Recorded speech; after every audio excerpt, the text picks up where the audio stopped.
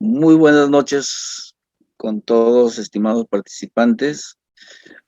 El Círculo Cultural Tradiciones de Huamanga les da la más cordial bienvenida a esta actividad denominada las bases filosóficas de la cosmovisión andina en el marco de las 70 jornadas ayacuchanas que organiza el Club Departamental de Ayacucho año tras año. Vamos a dar la bienvenida como ponente, invitado especial, al doctor Zenón de Paz Toledo, doctor en filosofía, profesor principal de la Universidad Nacional Mayor de San Marcos, docente en posgrado en diversas universidades del país. También ha fungido como director de la Escuela de Filosofía y coordinador del Departamento de Filosofía en la Universidad Nacional Mayor de San Marcos, miembro de la Comisión de Acreditación de Facultades de Medicina, CAFME, miembro del Consejo Directivo de la SUNEDO, Superintendencia Nacional de Educación Superior Universitaria.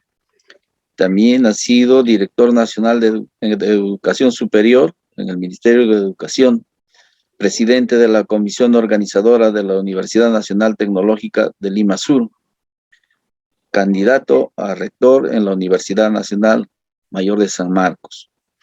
El doctor Zenón de Paz Toledo tiene diversas publicaciones sobre la educación superior en el Perú, cosmovisión andina y muchos otros temas de su especialidad. Vamos a dar la más cordial bienvenida al doctor Zenón de Paz Toledo, que nos va a referir esta noche su ponencia sobre las bases filosóficas de la cosmovisión andina. Démosle la más cordial bienvenida. Muy buenas noches. En primer lugar, agradecer a los amigos del Círculo Tradiciones de Huamanga por esta amable invitación. Se trata de un colectivo, de una entidad que aprecio mucho, en particular por su reconocida labor, ¿no? La propuesta era compartir con ustedes esta noche algunas apreciaciones con respecto a los aportes de la civilización andina en términos de una cosmovisión que pudiera proveer algunos referentes importantes para encarar los problemas que enfrenta la humanidad a estas alturas, con alguna referencia en particular al mundo de la música y de la danza. Bien, lo primero que tendría que señalar al respecto es que estamos hablando de una civilización. Según el historiador inglés Arnold Toynbee, la humanidad ha producido básicamente 6 matrices civilizatorias originales, es decir, 6 maneras originales de entender, de sentir, de situarse en el mundo. Una de ellas, la andina, ciertamente.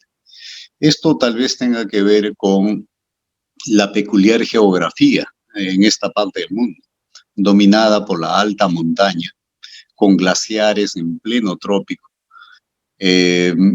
lo cual produjo una variedad inusual de climas y pisos ecológicos y propició en sus primeros pobladores la adopción de una estrategia de vida consistente en el aprovechamiento simultáneo de múltiples pisos ecológicos, en promover y cultivar la mayor diversidad posible de formas de vida. En pocas palabras, esto dio como resultado un gusto por la diversidad. Tenemos como testimonio de ello, entiendo que más de 4.000 variedades de papa contabilizadas hasta el momento y siguen apareciendo ciertamente. O pensamos, por ejemplo, en los muros incas, donde no hay dos piedras iguales y cada una de ellas, desde su peculiaridad, forma comunidad con las demás, encaja perfectamente. Este gusto por la diversidad ha producido también múltiples tradiciones que se expresan en una multiplicidad de pueblos. Como soporte seguramente de este gusto por la diversidad, podemos ubicar una sensibilidad muy peculiar. La sensibilidad andina, diría yo, es animista, es decir, concibe el cosmos, me refiero a lo que aparece ante nosotros, a lo que aparece además ordenado, eso es lo que significa cosmos, ¿no? Lo contrario del caos en griego, así como mundo, que es acepción latina, es lo contrario de lo inmundo, caótico. Bien, decía que concibe al cosmos como la parte visible de una totalidad viviente y sapiente, que sin embargo excede todo orden. Ese cosmos se halla constituido por diversas comunidades de vida vinculadas entre sí, de las que hacen parte las comunidades humanas, pero también la de las deidades y las de la naturaleza no cultivada por el hombre. Decía que ese cosmos es la parte visible de una totalidad mayor porque ésta tiene también una dimensión oculta. La parte visible se compone de dos ámbitos vinculados entre sí por oposición y complementariedad: el Hanampacha, o ámbito de arriba, el firmamento, y el Urimpacha o Caipacha, o ámbito de abajo, la tierra en la que estamos. Pero en el interior de ese cosmos dual y sosteniéndolo, se halla otro ámbito que, por no ser cósmico, por exceder todo orden, tiende a ocultarse. Es el Ukupacha, o ámbito interior, que tiene una naturaleza, es decir, un modo de ser potencial, germinal. De allí brota la fuerza vital que produce, constituye, pero a la vez consume a los entes del mundo visible, a los que anima y relaciona, dando lugar a un orden dinámico que abarca y sostiene a todos los seres del mundo. A partir de lo dicho, podemos entender tal vez por qué la Pacha es una totalidad múltiple, diversa. No podría ser unidad irreductible, impar, porque lo aislado y sin complemento es chuya, incompleto, y huacha, palabra que significa pobreza y desamparo, más bien desamparo, ¿no? Así, la Pacha o totalidad se manifiesta por lo menos como dual, pero siendo así, remite a un tercero, porque la dualidad es una relación. Este tercero es justamente el vínculo, que en quechua se suele decir chaupi. Y cuando el orden es cuatripartito, que es la dualidad plena, es decir, 2 veces 2, ese chaupi funciona como un quinto. Así, los fenómenos que se presentan en relaciones de oposición y complementariedad no dan lugar a dicotomías, es decir, a dualidades insalvables, precisamente porque la dualidad remite a un chaupi o centro mediador relacional vinculante que permite el discurrir de la fuerza vital o kama, así se decía en el quechua antiguo. En tal sentido, la Pacha se manifiesta como espacio temporal, pero excede lo espacio temporal. No es solamente espacio temporal. Es, por tanto, decíamos, más que un cosmos. Es, digamos, un caosmos, constituido por un cosmos dual que se manifiesta brotando desde un interior caótico, pulsional, en el que simultáneamente se abisma todo lo existente. Como no es posible concebir nada aislado, todo ente tiene la condición de un agente que coopera con los demás, en una suerte de empatía o sintonía universal que abarca órdenes de realidad no necesariamente contiguos, juntos, tal como ocurre, por ejemplo, en la medicina o la climatología andina. Así, el conocimiento es una capacidad que va más allá de los seres humanos. El mundo mismo, como red de relaciones, como un tejido relacional, tiene carácter sapiencial. Conoce y manifiesta su saber a través de señales que es necesario interpretar. Asimismo, dado que la sensibilidad andina experimenta el mundo como un precario juego de fuerzas pasible de desequilibrio, propende a su cuidado, a la crianza recíproca. Esa sensibilidad puede favorecer hoy la restitución de la dimensión ética del saber y del actuar, claro. El antropocentrismo, característico de la cosmovisión occidental, se halla ausente aquí. El hombre no ocupa ningún puesto privilegiado en el cosmos. Tan importante como el hombre vienen a ser la montaña, sus animales y plantas, la lluvia o las deidades. Tienen la condición de personas, forman familias y comunidad hasta abarcar la totalidad. La palabra quechua huarcha, que se suele traducir por pobre, se refiere en realidad al aislamiento, la orfandad y la carencia de afecto.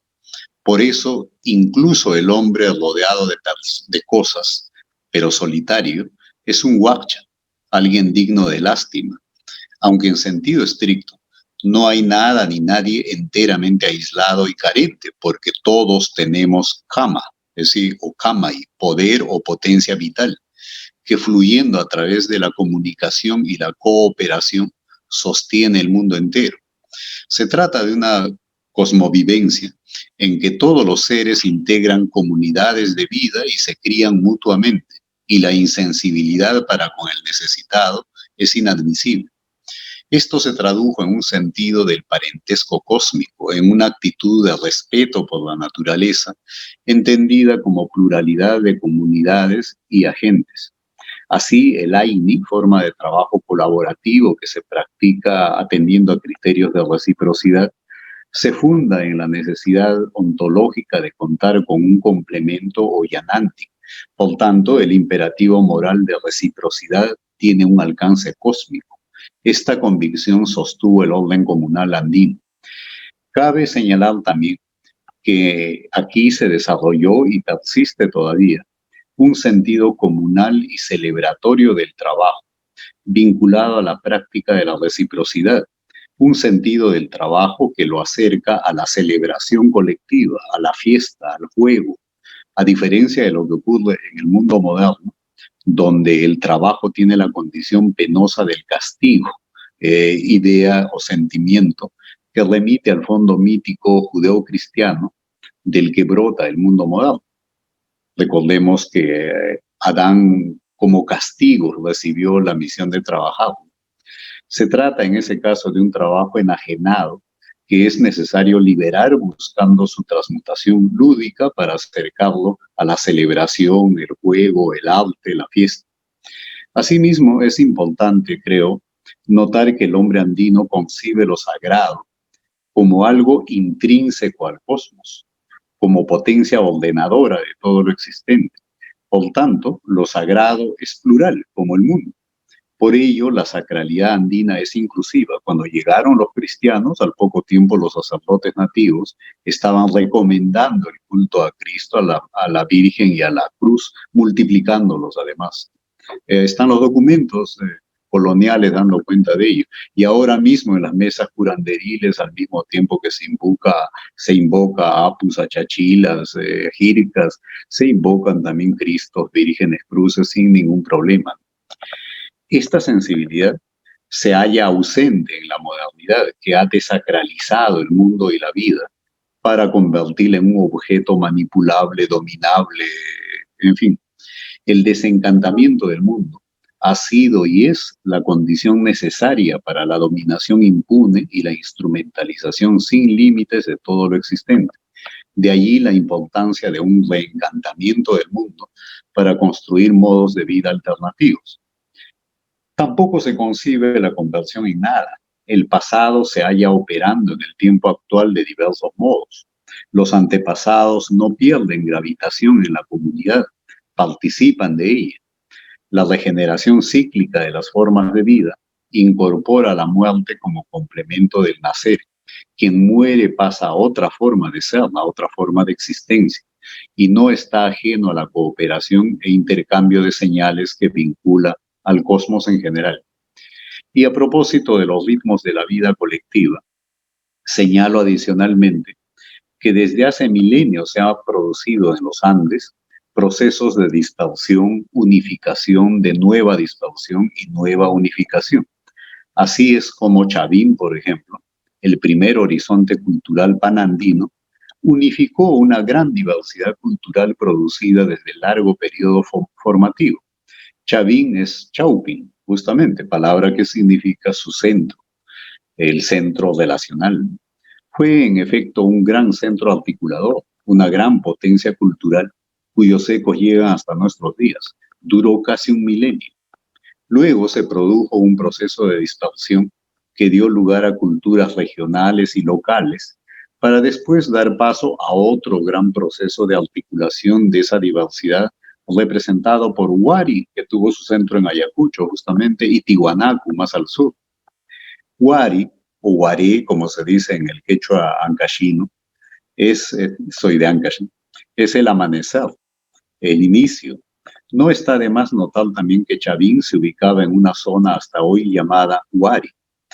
Tras esto vino una nueva etapa de distorsión y luego el Tahuantinsuyo, que tuvo su chaupi o centro articulador en el Cusco.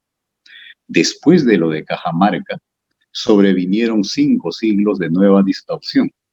Pero como ocurrió en procesos similares antes, esta distorsión también ha sido ganancia en diversidad, que es la fuente de la riqueza cultural del mundo andino, la fuente de su potencia. Esta vez se incorporaron a nuestro acervo cultural elementos venidos de otras partes del mundo, de otras civilizaciones, de Europa, África, Asia. Tal vez por eso el tiempo de amalgama está siendo mayor. Terminaré diciendo que parece estar ya en curso un proceso de articulación de esa diversidad. Hace tiempo que se halla en curso entre nosotros un proceso multitudinario del que está brotando un Perú de todas las sangres, como dijera Arguedas, resultado de intensos procesos migratorios que están cambiando el rostro del país e instalando el reconocimiento de la diversidad como una riqueza. Una tradición civilizatoria que hizo del cultivo deliberado de la diversidad, rebrota entre nosotros su riqueza, rebrota entre nosotros por la potencia que contiene. Lo deja ver, por ejemplo, el éxito mundial alcanzado por nuestra culinaria, antes despreciada y considerada comida de hogares humildes, de carretillas, de agachados.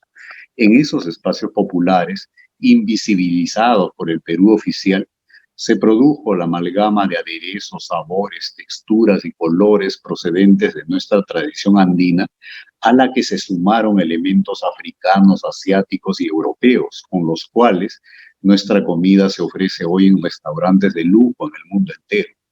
Ocurre también en la música y ustedes lo saben mejor que nadie. Una vez noté que un chileno había puesto como comentario en el YouTube mientras yo escuchaba cumbia nuestra, cumbia peruana, la mejor del mundo. Y yo pensé, claro, de inmediato que la mejor cumbia debía ser la colombiana, porque de allí provienen. Me di cuenta entonces en que se estaba refiriendo a la gran diversidad de estilos que este ritmo ha tomado en el Perú.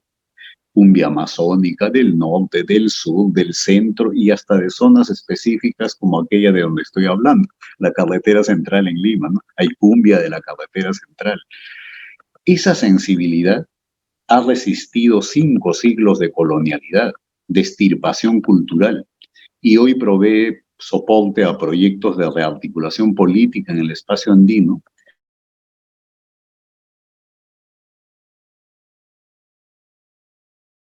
cuyas proyecciones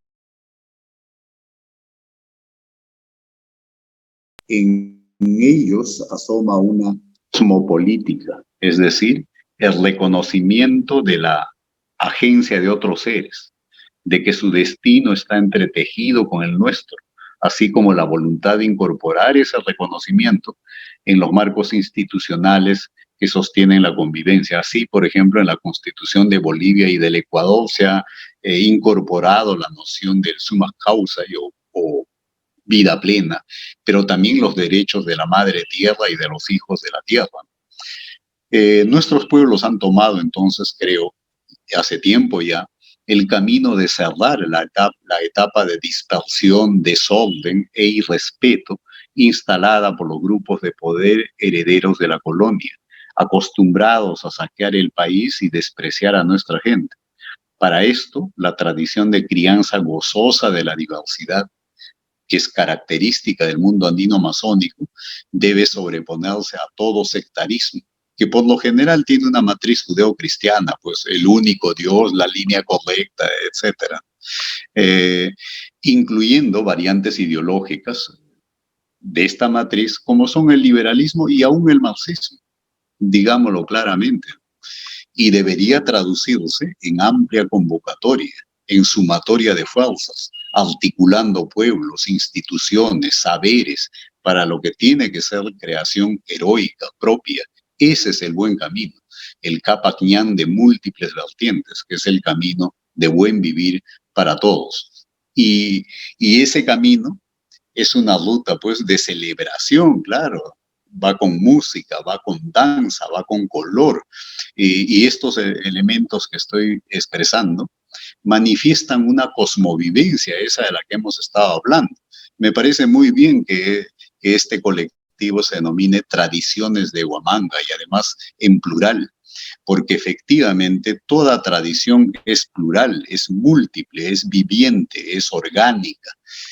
Así es como se mantiene una tradición, como un organismo viviente, renovándose. Pongamos un ejemplo. Creo que es imposible entender la música del centro, me refiero a la del Mantaro, sin un saxo ahora.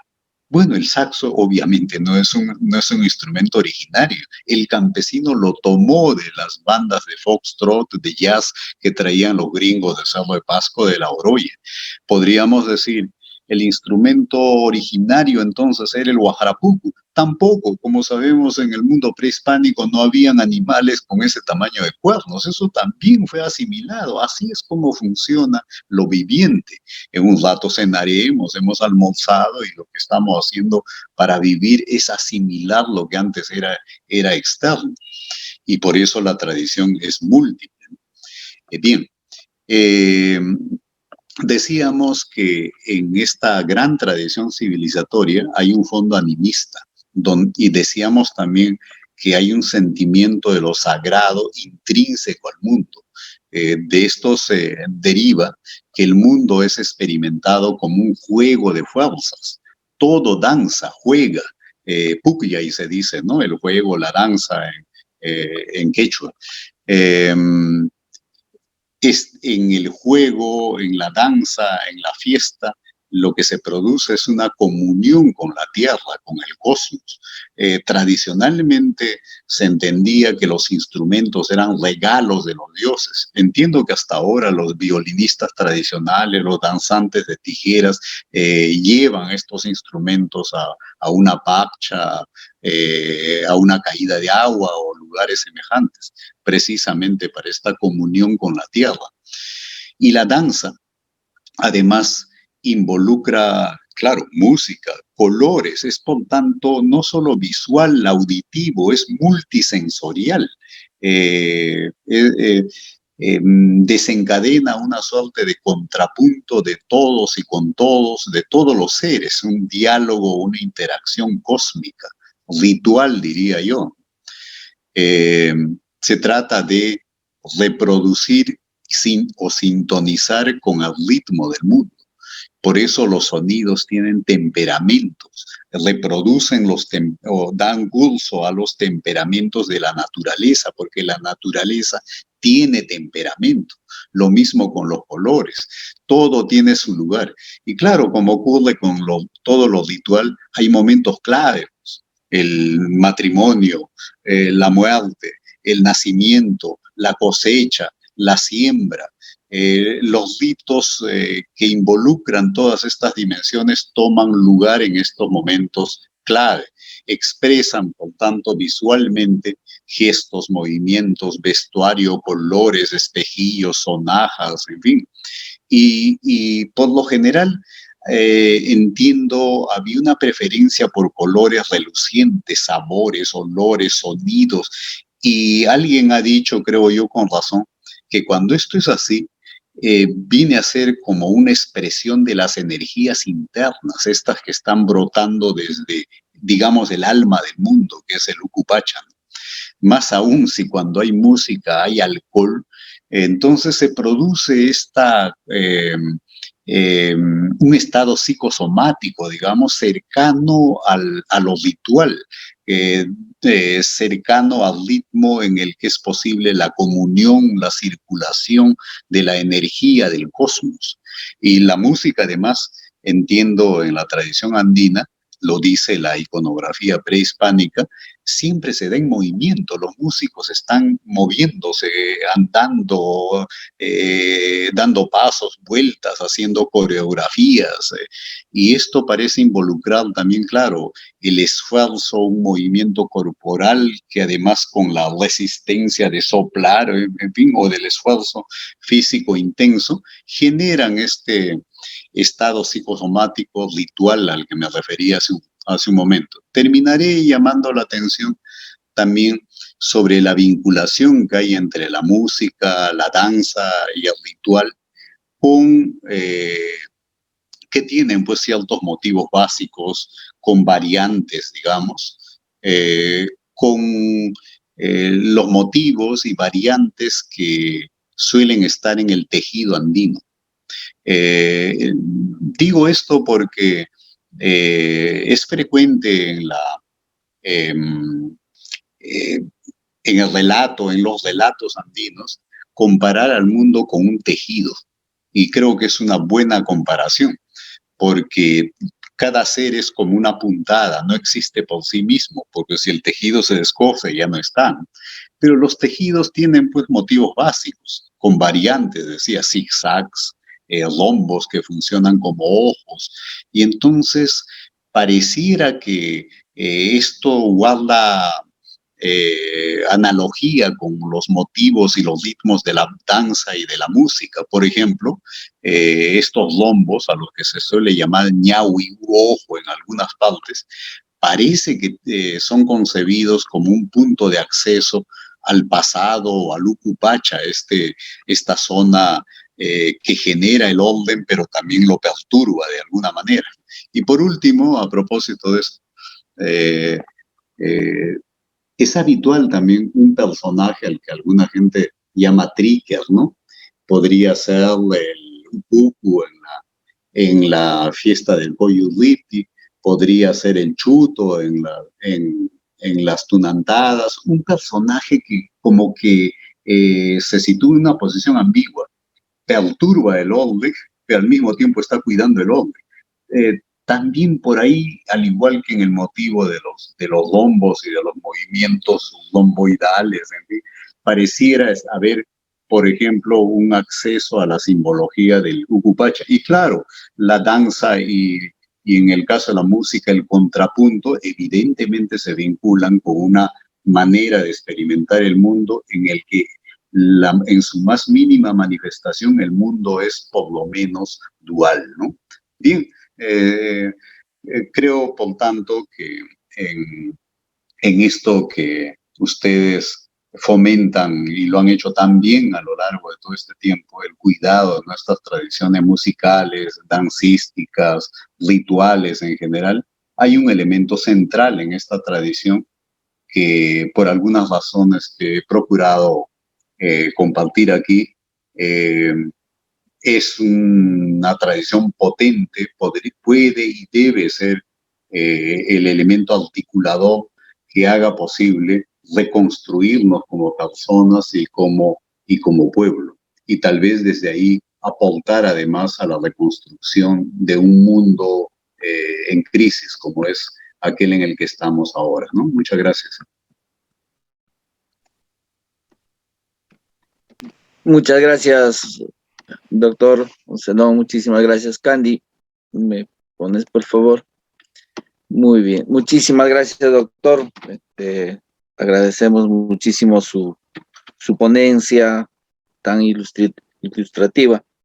Y voy a invitar en este momento para los comentarios sobre la ponencia, los comentarios del doctor Óscar Augusto García Zárate, doctor en filosofía de la Universidad Nacional Mayor de San Marcos, docente extraordinario, experto de la misma universidad, docente investigador del Instituto de Investigaciones Humanísticas de la Facultad de Letras y Ciencias Humanas de San Marcos. El doctor Óscar García Zárate es también miembro de la Sociedad Peruana de Filosofía y actual presidente del Centro de Estudios de Filosofía Analítica. Tiene numerosas publicaciones de libros de su especialidad: Introducción a la Lógica, Introducción a la Filosofía, Teoría del Conocimiento, Ciencia, Verdad y Filosofía. También ha sido director de la Escuela Profesional de Filosofía, director de la Escuela Profesional de Arte, jefe del Departamento Académico de Filosofía y coordinador de los programas de maestría y doctorado en Filosofía. También ha sido vicepresidente de investigación de la Universidad Nacional Intercultural de la Selva Central, Juan Santos, Atahualpa. Actualmente es profesor de Introducción a la Filosofía, Introducción a la Ciencia y de Filosofía y Ética en la Escuela de Estudios Generales de la Universidad Nacional Mayor de San Marcos. Demos la más cordial bienvenida al doctor Óscar García Zárate, que nos alcanzará los comentarios acerca de la ponencia. Muchas gracias. Bienvenido, doctor Óscar García Zárate. Gracias.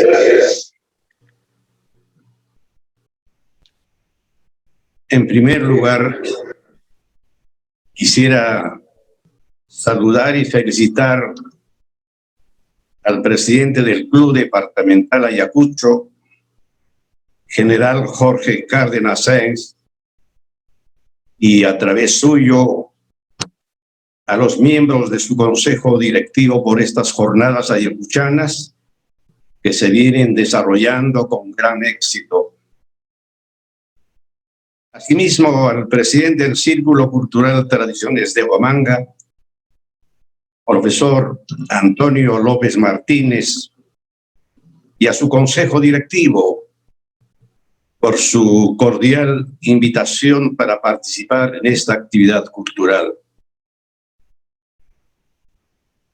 Me siento realmente complacido de compartir esta mesa con mi querido amigo y colega, el doctor Zenón de Paz Toledo, a mi juicio, uno de los profesores más representativos de la comunidad filosófica sanmarquina.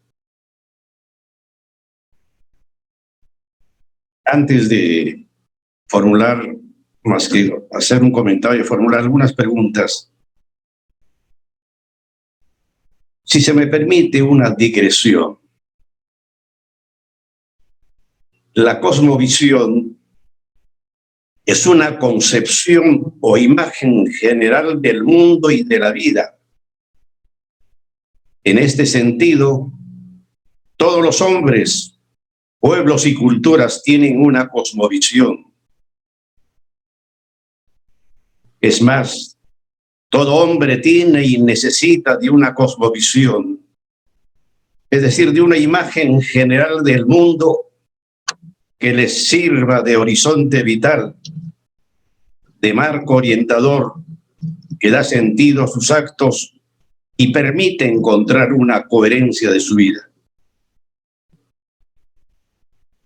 El Círculo Cultural Tradiciones de Huamanga es una institución que desde su fundación hace más de 3 décadas dedica sus mejores esfuerzos al cultivo, difusión y preservación de las manifestaciones culturales del departamento de Ayacucho y de modo especial de nuestra música, canto y danzas, porque estamos plenamente convencidos que la música es una de las bellas artes que mejor expresa los sentimientos más profundos del ser humano.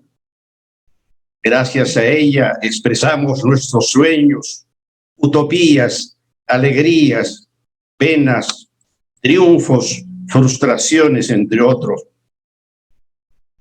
Igualmente, gracias a su difusión y preservación, estamos contribuyendo a la conformación de nuestra identidad, enraizada en lo nuestro, pero abierta a lo universal.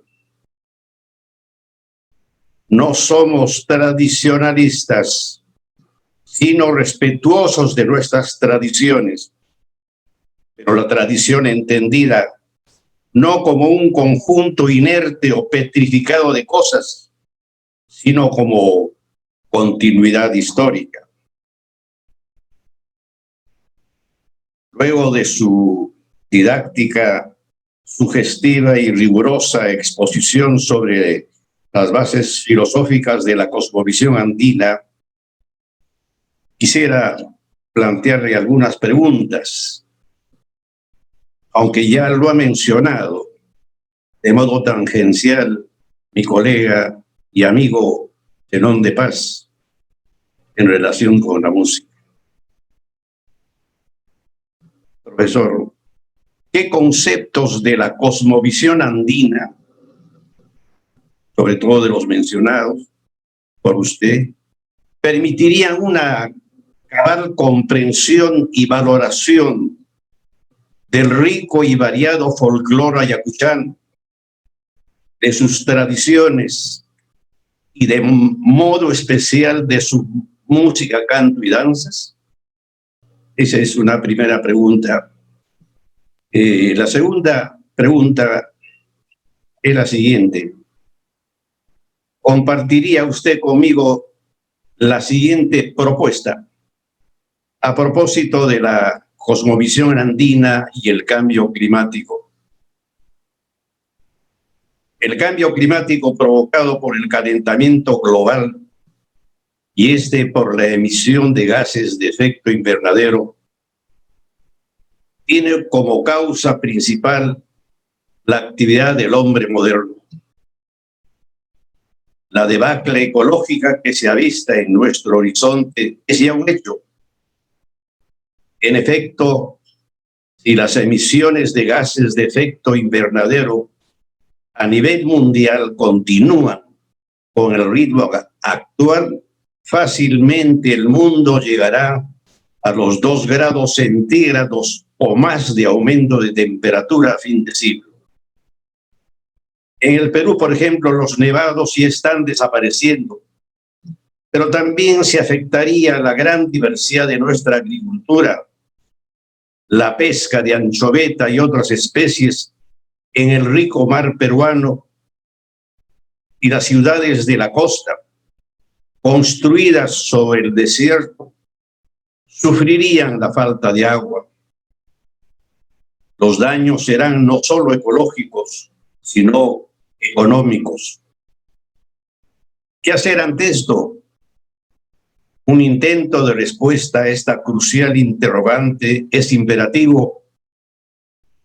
Una salida podría ser la propuesta por el pensamiento andino de recuperar principios filosóficos que dan sustento a una ontología a través de la noción de Pacha, fuente de toda existencia, y también a una axiología que tiene como centro organizador la noción de Ayin Causai, o el buen vivir, que promueve una convivencia armónica entre el hombre y la naturaleza. Consecuentemente, la preservación del sistema de vida del planeta y el rechazo a acciones que impliquen impactos medioambientales o manipulaciones de naturaleza bióticas o abióticas.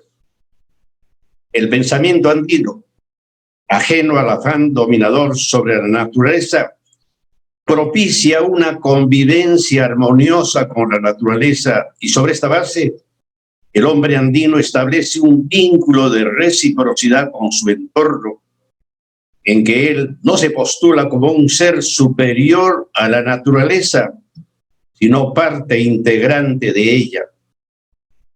Es Claro, pues que el volver la mirada hacia nuestro pasado milenario en busca de respuestas para enfrentar una crisis ecológica global que amenaza con poner fin a nuestra especie, revela su potencial fecundidad, si de lo que se trata es de lograr el arraigo y el saludable desarrollo de actitudes que promuevan la búsqueda de alternativas tecnológicas que reduzcan las emisiones de gases de efecto invernadero a efectos de minimizar el impacto del cambio climático, la mayor amenaza del siglo XXI sobre las poblaciones más vulnerables.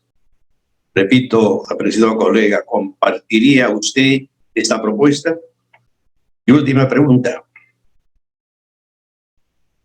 ¿Cómo compatibilizar la cosmovisión andina con la dinámica de un mundo que necesita de la ciencia y la tecnología impensable para los andinos? Esas son las preguntas. Muchas gracias.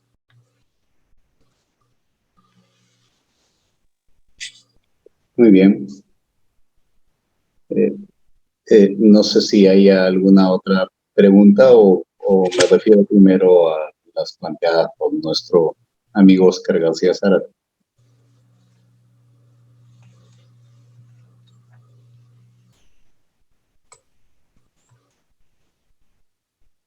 Bien, tal vez entonces hago referencia a los comentarios y a las preguntas de Oscar. En primer lugar, agradecer la amabilidad de sus palabras que básicamente se sustentan, asumo, en la entrañable amistad que nos unen.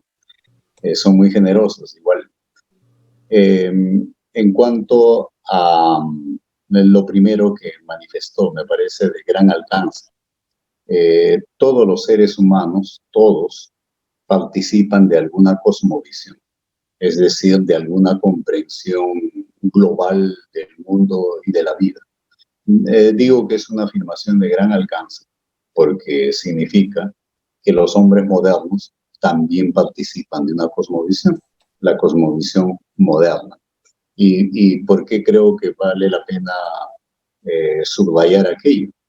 Porque el hombre moderno asume que la cosmovisión es de los otros pueblos, lo suyo es una visión científica de las cosas. Y esto no es así. El profesor García Zárate es un epistemólogo muy competente y sabe muy bien que la ciencia o los científicos no pretenden dar respuestas a todos los problemas, sino a un ámbito muy acotado de problemas, que los problemas tal vez de fondo en la existencia humana van más allá del ámbito científico y sin embargo requieren respuestas y estas provienen de más allá de la ciencia, en todos los pueblos, en todas las épocas, en todas las culturas. Es el caso también del mundo moderno, por ejemplo. De hecho, una de las grandes creencias del hombre moderno, además de creer pues que hay una dicotomía entre sujeto, él es sujeto y todo lo demás es un objeto a su disposición, además de creer en ese tipo de cosas, cree también en el progreso, por ejemplo. ¿Qué es el progreso? No es simplemente cambio, es cambio para mejor. O sea, en el cambio la gente ha creído siempre, lo podemos constatar, pero podemos constatar que el cambio es necesariamente para mejor, eso es muy discutible. Tal vez una comunidad como la nuestra, en proceso de modernización, todavía cree en esto fuertemente. En algunos de sus sectores vemos microbuses, mototaxistas, pueblos jóvenes, mercados, etcétera, que se denominan progreso, nuevo progreso, etcétera, señal de que estamos en un proceso de modernización, porque la gente viene del interior a la ciudad en busca del progreso. Bien, en el hemisferio norte ya la gente no cree en el progreso. Hace mucho entraron en dudas y luego en un franco descreimiento. Si baste una señal de ello, la caída en la tasa de natalidad. La gente se cuida de tener hijos, porque ve el futuro ya no pues como el futuro luminoso del progresismo, ¿no? Sino como un futuro que entraña peligros, ¿no? No me voy a detener en este punto, era básicamente para hacer notar que la creencia en el progreso es eso, una creencia, como muchas otras que sostienen la sensibilidad moderna. Pues se trata, por tanto, de una cosmovisión. Al reconocer esto, como lo está haciendo bien el profesor García Zárate, de pronto nos ponemos en un plan de equidad entre todos los pueblos y es posible un diálogo entre culturas. Ese diálogo no es posible mientras un sector asume que tiene la versión correcta de la realidad y que los otros tienen curiosas interpretaciones, digamos. Pero más allá de eso, la cosmovisión andina, por su carácter holístico seguramente, por poner en el centro la relación y por el cariño por la vida y la diversidad que caracteriza la vida, tiene puntos de contacto notablemente cercanos a la ciencia contemporánea, porque valdría hablar de la ciencia actual, contemporánea. Mucha gente, creo, la mayoría de la gente, se maneja con un esquema de la ciencia que corresponde a la ciencia clásica, mecanicista, galileana, newtoniana, en fin, y a veces hasta aristotélica. La ciencia contemporánea está presentándonos una imagen del mundo mucho más parecida a la que está operando en la tradición andina. Un premio Nobel, estoy pensando en Lovelock, por ejemplo, publicó un texto titulado Gaia, cuya tesis básica es que tal vez el mundo sea un ser viviente y sapiente. Y cuando le preguntaron a Stephen Hawking, quizá el mayor físico después de Einstein, cómo resumía esto de la teoría del caos, decía, bueno, esto es algo así como que el aleteo de una mariposa en Tailandia puede ser la causa de un ciclón en el Caribe, que tiene que ver algo tan leve como una mariposa en Tailandia con algo tan grande como un ciclón en un lugar tan distante como el Caribe. Se está partiendo de una ontología en que todo tiene que ver con todo, con el mundo andino. Cómo cayeron las hojas en la encuña, algo me está diciendo. ¿Por qué la araña puso su nido en tal dirección? Algo me está diciendo. Esta lógica de leer señales en todo lo que ocurre, eso está más cerca a lo que dice ahora mismo la ciencia contemporánea. Bien, y en cuanto al cambio climático, se trata de una cuestión terminal, por lo menos para nosotros es una cuestión terminal. Es la magnitud de esto y el peligro que entraña es mucho mayor de lo que la mayoría de la gente cree, distraída como anda en muchas otras cosas. No es casual que haya habido un cónclave hace poco en Escocia atendiendo a este tema, aunque lamentablemente no ha salido de allí una agenda que esté a la altura de las circunstancias. Pero otros elementos, la misma pandemia, por ejemplo, es de origen zoonótico, ciertamente, de origen animal, pero en el fondo es de origen antropogénico, es el hombre el quien ha producido esto. Digamos que el bicho aquel que parece que migró de algunos murciélagos, andaba ahí todo el tiempo tranquilo en alguna selva asiática, hasta que fue invadido, pues, las selvas depredadas, los animales estos vendidos en el mercado en condiciones insalubres, a algún lugar tenían que migrar los bichos aquellos. Eso pudo haber pasado en Pucallpa, pudo haber pasado en Iquitos y puede pasar. Démonos cuenta que el ritmo de recurrencia de las pandemias en las últimas 3 décadas ha sido acelerado. El VHS, la gripe porcina, la gripe aviar, etcétera. Eso es una campanada de alerta de lo que está pasando. El mundo está estresado, está exhausto por la depredación a la que ha sido sometido, por una lógica de vida que se resume en tratar todo lo que existe como un recurso. ¿Y un recurso para qué está ahí? Para ser explotado, pues ¿para qué más, no? La naturaleza ya no es Pachamama, ya no es Gaia, es recursos naturales. Pero eso no se circunscribe a la naturaleza, tenía que volverse contra el hombre también. ¿Cómo son vistos los seres humanos ahora? Como recursos humanos. Y vale la misma pregunta, ¿un recurso para qué está? Para que rinda al máximo. Esta adicción al rendimiento, al productivismo, al consumo, está depredando la tierra. Por tanto, hemos llegado, creo yo, a un punto de quiebre civilizatorio. Lo que se impone es un cambio civilizatorio.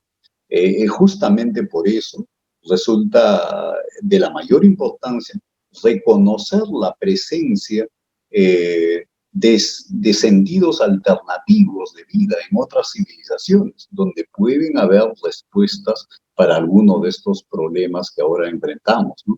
Y creo que es el caso de la tradición andina, por eso empecé diciéndolo, por, por la sensibilidad favorable a la diversidad que la caracterizó, por el cuidado de la vida, por el sentimiento del parentesco cósmico. Esto despierta interés ahora en el mundo entero, pero habría que ver cómo esto se traduce en una agenda de acción nacional y más allá, ¿no?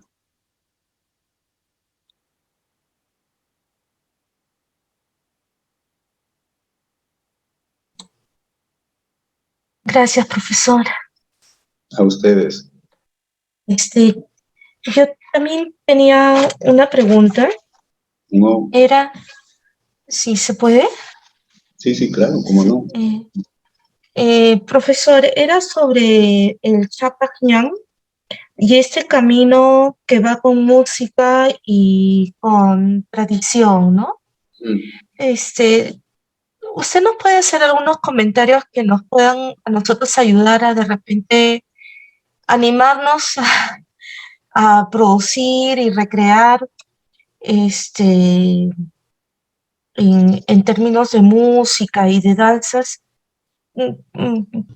por ejemplo, algo que esté en los manuscritos o que sea de su conocimiento? ¿Cómo es si nos pudiera profundizar esta idea del camino de vida acompañado de la danza y de la música, ¿no? Y también cómo se conjuga este camino de vida acompañado con esta visión amable frente al entorno, con las nuevas creaciones musicales y de danza, ¿no? Por ejemplo, bueno, siempre se habla del reggaetón, ¿no? Siempre se habla o de las variaciones que hay en los bailes, ¿no? Entonces, si nos pudiera profundizar un poquito estas ideas del camino del Chapac Ñan y cómo nosotros podemos contribuir desde tradiciones en generar un ánimo positivo frente al entorno, al amor por la naturaleza, por la tierra. Quería hacerle solamente un pequeño comentario adicional. Hace unos años, en las fiestas de carnaval, nosotros promovimos la siembra de árboles, porque había la tradición, hay todavía la tradición en carnaval de tumbar el árbol. Pero nosotros queríamos que se haga al revés. De repente, si nos habla un poquito más sobre esto. Sí, cómo no. En primer lugar, aprovecho un pie que me da tu pregunta para añadir algo a lo que había dicho nuestro amigo Óscar García Zárate, que preguntó también cómo podían ser compatibles aquella cosmovisión de la que hemos estado hablando y que decimos está presente, se mantiene viva y en mayor magnitud de lo que se puede sospechar entre nosotros, y la tecnología. Bueno, a ver, eh, tendemos a pensar en la tecnología en términos de cosas. Entonces decimos que cuando pienso en tecnología, pienso en la computadora, en el celular, que también es una computadora, en el vehículo que está pasando, en este tipo de cosas. Pienso en cosas. Pero la tecnología, más que una cosa, es una lógica, es tecnología. Es decir, es una manera de operar. Técnica ha habido desde que el hombre existe. Franklin, el prócer norteamericano, que también era un buen filósofo, decía del hombre que era un tool-making animal, es un animal que hace instrumentos, y así es, ¿no? Desde la elemental piedra con la que raspaba o usaba como instrumento arrojadizo, el hombre siempre utilizó instrumentos para potenciar sus limitadas capacidades en todo orden de cosas, ¿no? El hombre es, como decía Marco Aurelio de Negri insistentemente, un animal proteico, tiene prótesis, ¿no? Esto es una prótesis, por ejemplo, ¿no? En fin, para no tener frío o calor. Eso es la técnica, pero la tecnología es otra cosa. La tecnología, yo diría, se resume en aquello que dije hace un momento. Es una mirada, ante todo, es una sensibilidad. Se resume en ver lo que existe como un recurso, como algo cuyo rendimiento tiene que ser aumentado y aumentado sin cesar. Eso es la tecnología, bien vista. Por tanto, lo que hay que hacer con la tecnología es curarla, liberarla.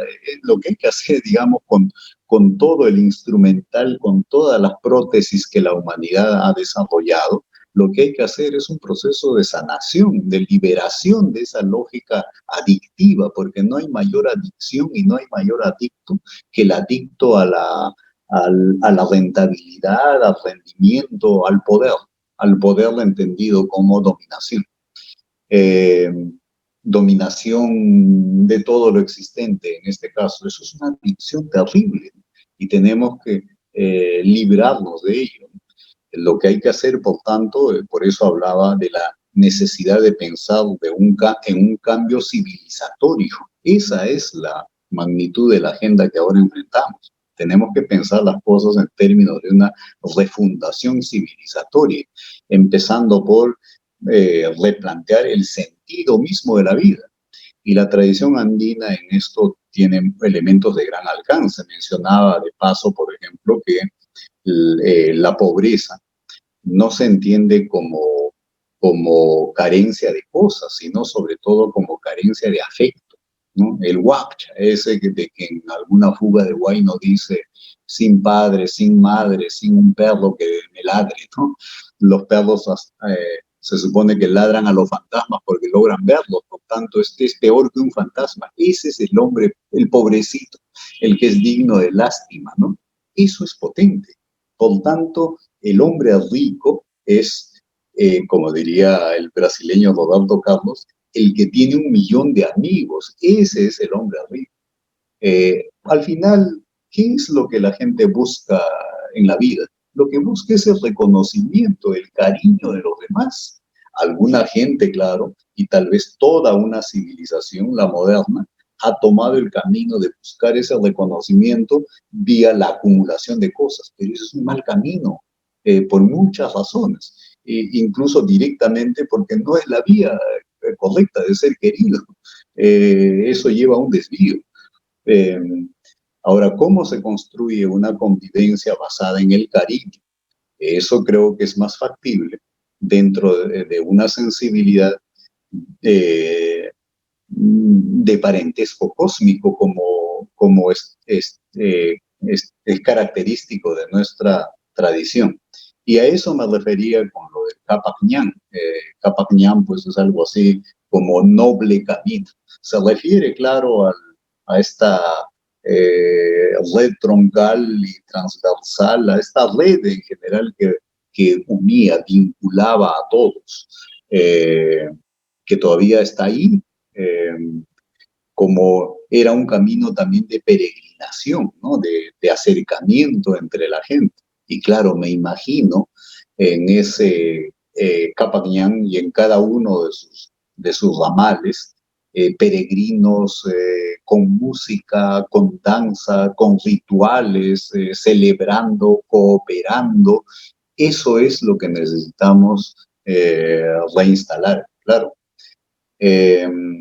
Y en cuanto a algunas expresiones musicales o expresiones lúdicas o expresiones artísticas en general que puedan haber sido cooptadas en la lógica de la mercantilización y en la lógica de la instrumentalización de los seres, seguro, ¿no?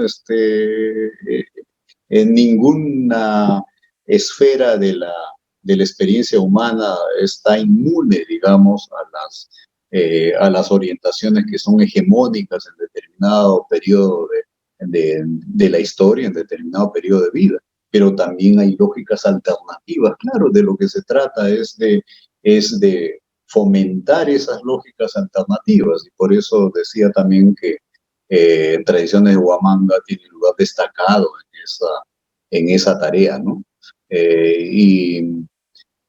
Se trata de una institución que ha hecho un gran trabajo en preservar esa tradición y en prolongarla, en mantenerla viviente. Yo creo que algo de eso es lo que tenemos que hacer todos, cada uno de nosotros, en el ámbito en el cual actúa, ¿no? Bien, eso es. Muchas gracias, doctor De Paz. Hay una pregunta que está del doctor Lorenz que menciona: ¿su pensamiento tiene relación con la obra reciente de Aníbal Quijano sobre la colonialidad? Es una pregunta que transmite el doctor Lorenz. Le dejo el espacio, doctor De Paz. Como no, agradezco la pregunta, seguro. Por una sencilla razón, porque al igual que Quijano, igualando las distancias enormes, claro, a favor de él, obviamente, procuro situarme también en una posición más bien crítica. Bueno, en la jerga académica, particularmente en la tradición filosófica, usamos el término crítica a partir de Kant, en el sentido de una manera de ver las cosas que busca averiguar cómo es que algo es posible, en base a qué algo es posible. En esa lógica, Quijano hizo notar, creo que en mayor medida que otros, que la modernidad, esta forma de vida que se ha impuesto a escala planetaria y ahora es hegemónica en el mundo entero, nació conjuntamente con la colonialidad. Es decir, que son dos caras de la misma moneda. Que la colonialidad no fue un evento, digamos, separable o casual. Basta pensar en que, como nunca antes había ocurrido en la historia, los europeos se apropiaron de un continente entero. Eso nunca había ocurrido. Jamás hubo algo de esa magnitud, que de pronto alguna gente se apropiara de todo un continente, con todo lo que ahí había, y con todas las gentes, etcétera, ¿no? Creo que no es difícil a partir de ahí darse cuenta de la extrema importancia que tuvo ese acto de imposición violenta para el proceso de acumulación del capital en Europa. Si nos situáramos en el año 1500, Europa no era precisamente la zona más rica del planeta. De hecho, el Tahuantinsuyo o el estado azteca eran mucho más ricos que los estados europeos, para no hablar de la China contemporánea entonces, o del mundo musulmán, o del mundo hindú, o incluso de algunos reinos africanos que eran mucho más ricos y en algunos casos mucho más sofisticados culturalmente que Europa. Este acto cambió, digamos, el escenario, ¿no? Y entonces creo que en eso Quijano tiene razón, y a partir de ahí son notables aportes a la comprensión de por qué es que estamos como estamos en el mundo, y qué es lo que hay que hacer para cambiar las bases de la convivencia, si es que creemos que tienen que ser cambiadas. Y de hecho hay suficientes razones para apostar por cambiarlas, ¿no?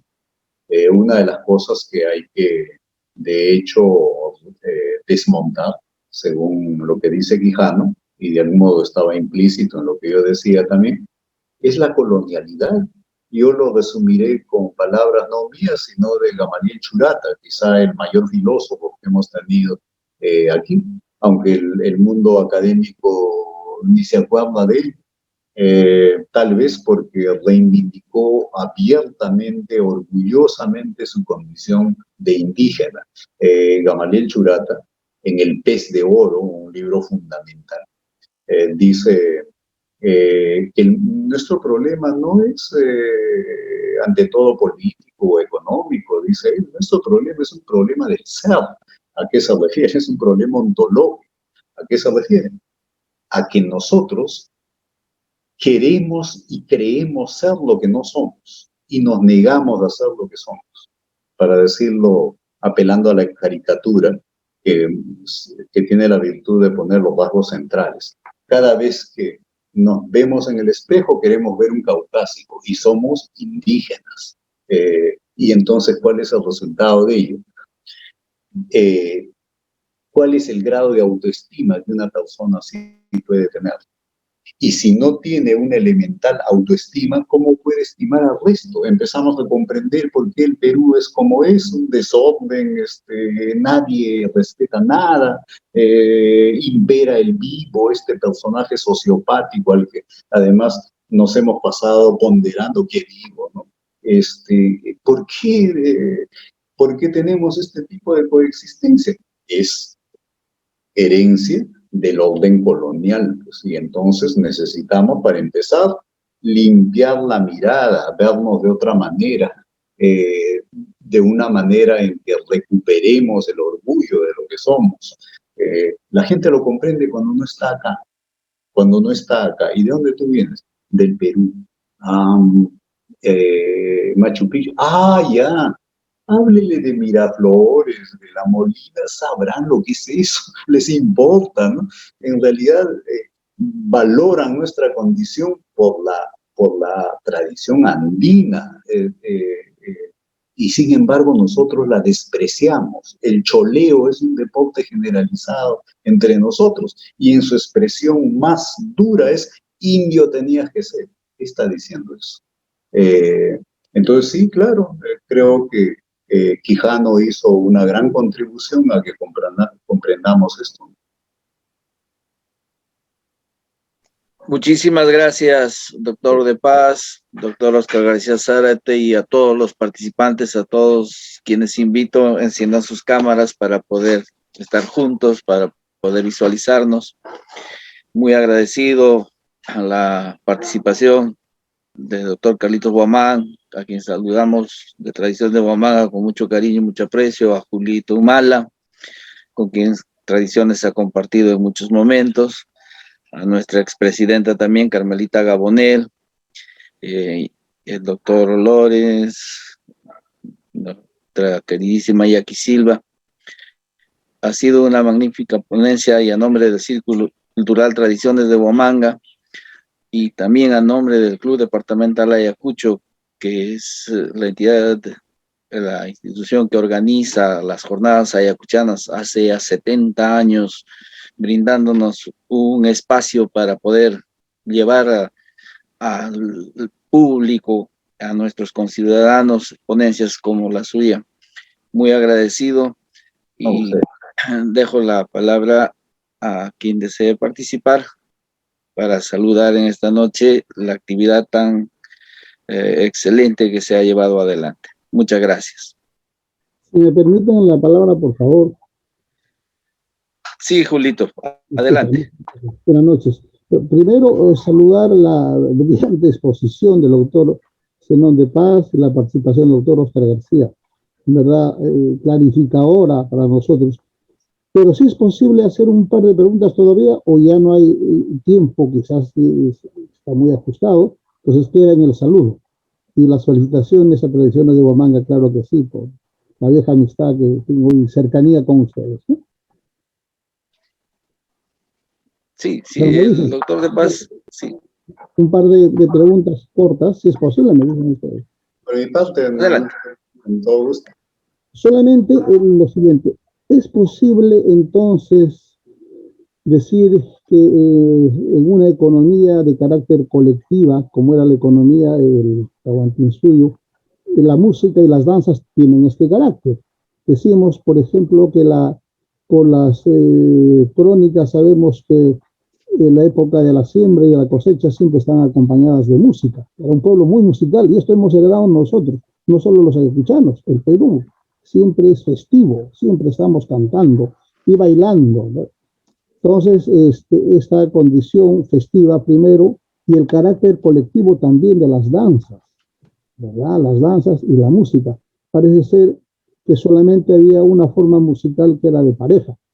Eso dicen hasta ahora. Nos falta trabajo en una musicología, lamentablemente. No existe esa disciplina en el Perú, un país con tanta riqueza. Entonces, primera pregunta, se responde a las relaciones económicas esta forma en las danzas, en la música. Y otra es posible entonces deducir de la exposición del doctor de Paz que la cosmovisión, la visión o la filosofía, para usar en la categoría esta occidental, la filosofía de los antiguos pobladores del Tahuantinsuyo, nos podría servir perfectamente para construir un mundo mejor de respeto a la naturaleza, este concepto ambiental que viene de Europa ahora, pero que antes funcionaba cotidianamente en el Tahuantinsuyo. Esta visión del mundo podría ayudarnos entonces a construir un mundo de equidad, de concordia, de armonía y de justicia social, claro que sí, de paz. ¿Es posible colegir, deducir esto? Gracias, muy amables. No, muchas gracias, más bien. A ver si tengo el micrófono. Sí, gracias. Sí, muchas gracias. Y manifestarle también mi gratitud más allá de la pregunta formulada. Las gracias también por la música que tanto apreciamos. Sí, claro, esta vinculación entre música y trabajo. Marx, que es un gran crítico en el sentido, hace un momento señalado, del mundo moderno y del capitalismo, tiene un trabajo de juventud del año 1844 que titula Manuscritos de Economía y Filosofía. Allí hay un pasaje que valdría la pena consultar si a alguien le interesa a esto. Se titula El trabajo enajenado. El texto está en la red, naturalmente. Ahora tenemos la ventaja de que no podemos bajar cualquier libro. El trabajo enajenado en los manuscritos de economía y filosofía, Marx. ¿Qué dice? Lo que dice es algo así como, pero no nos han dicho todo el tiempo que el trabajo hace al ser humano, con razón además, que en el trabajo el hombre manifiesta su condición de creador, con razón obviamente. Y entonces, ¿por qué la gente tiende a huir del trabajo? Huye del trabajo como de la peste, dice. Y buscando una explicación a ello, llega a la siguiente conclusión. Bueno, eso tiene que ver, en primer lugar, con que en condiciones de trabajo asalariado, el producto del trabajo no le pertenece al trabajador. Empecemos por ahí. Todo lo que produzca no le pertenece a él. Se convierte en capital y se le enfrenta. Por tanto, cuanto más produce el trabajador, más está alimentando aquello que se le enfrenta y lo oprime, el capital. Eh, en segundo lugar, si pensamos ya en la actividad misma, en el trabajo, no es pues como este polo que puedo decir, te lo dejo por 8 horas y regreso a recogerlo. No, estamos hablando de la actividad vital misma, es decir, durante la jornada de trabajo, yo no me pertenezco a mí mismo, no soy libre. Por más que me pongan música ambiental, muebles ergonómicos, cafecitos, igual, han visto cómo es el clima en las oficinas. El lunes es el peor día, el día estadísticamente hablando de mayores ausencias y tardanzas. Y desde el lunes hasta el viernes, en los ratos libres, el refrigerio, por ejemplo, la gente no habla de otra cosa que del fin de semana.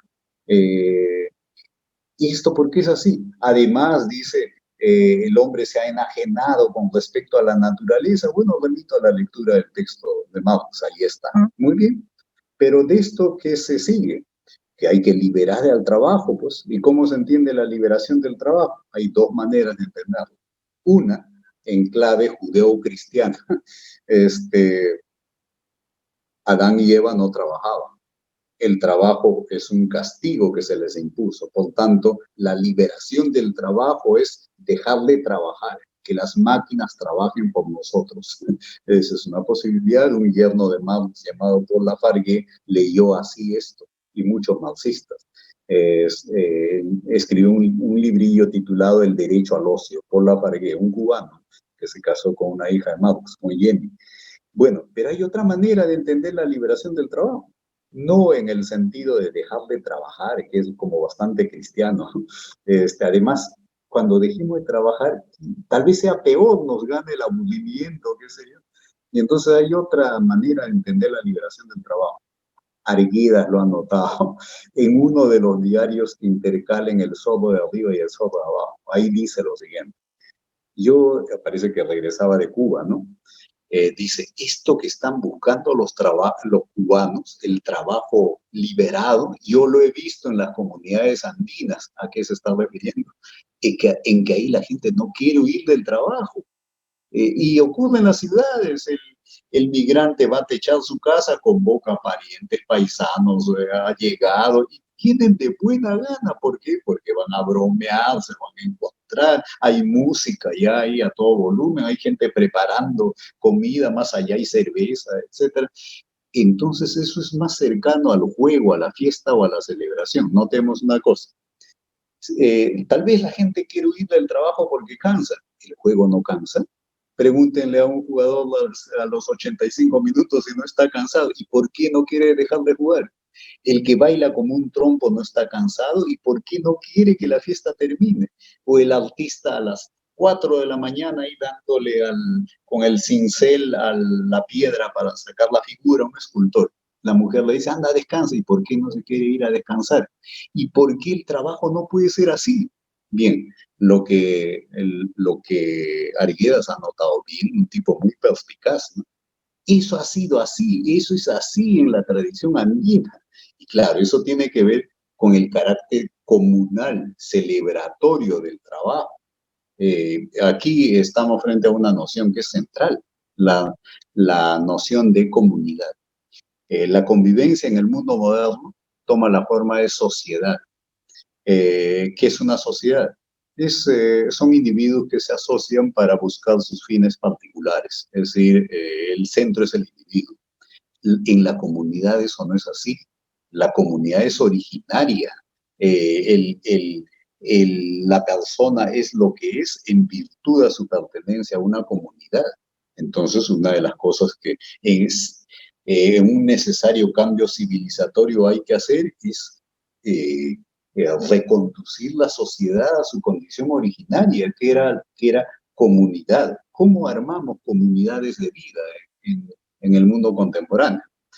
Y con respecto ya a qué grado de vigencia puede tener la cosmovisión andina o andino-masónica, he ido mencionando algunos elementos que procuraban dar señales en ese sentido, en el sentido de que contiene elementos, este último que acabo de decir, por ejemplo, que enganchan con la agenda, digamos, de discusión de punta, esto que acabamos de señalar.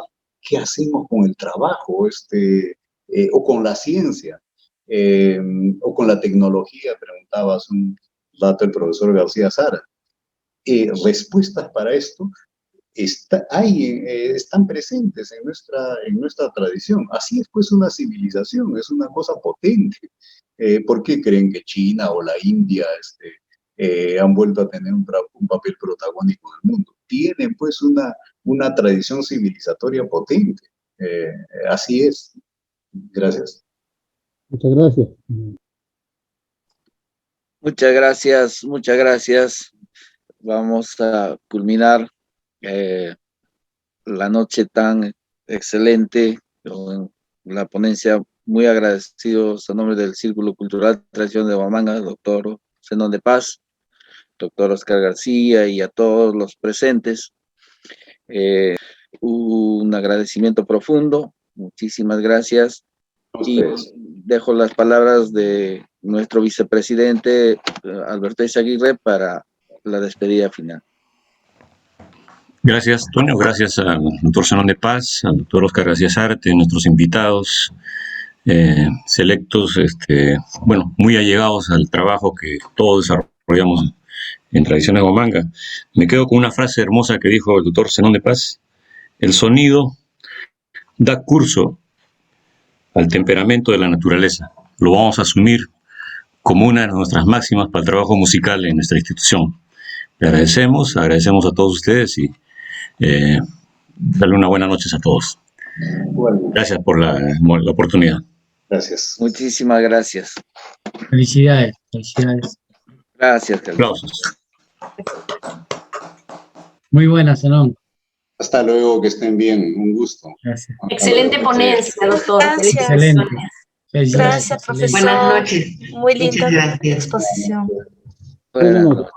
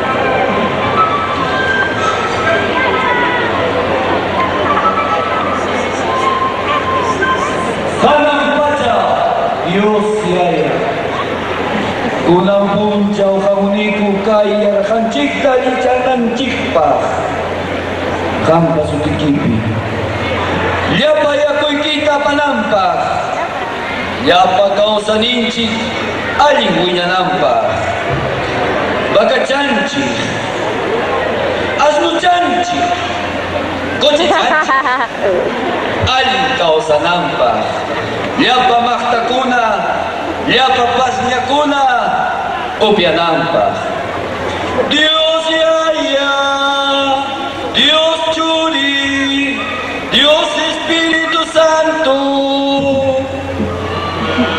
Espíritu Santo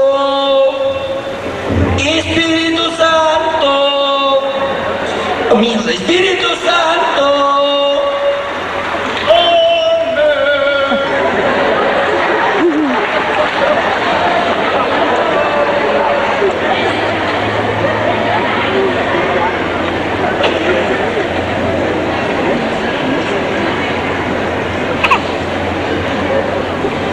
Taitara en el